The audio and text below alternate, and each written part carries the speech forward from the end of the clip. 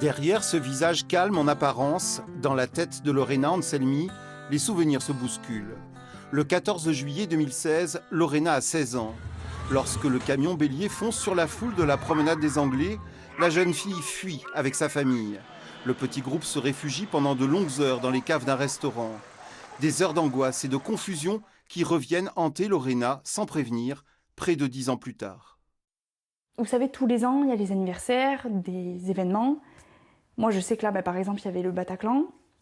J'étais en repos et c'est une période que j'ai vraiment du mal avec ces périodes-là. Ça me fait repenser à tout ça.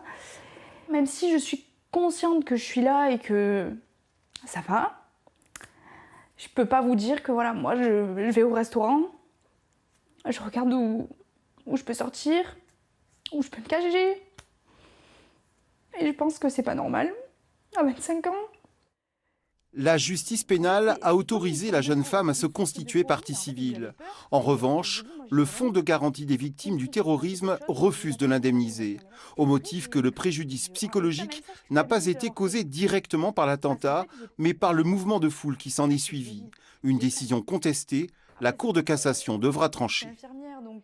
Avant tout, c'est la reconnaissance de la qualité de victime, dont la négation est une souffrance supplémentaire.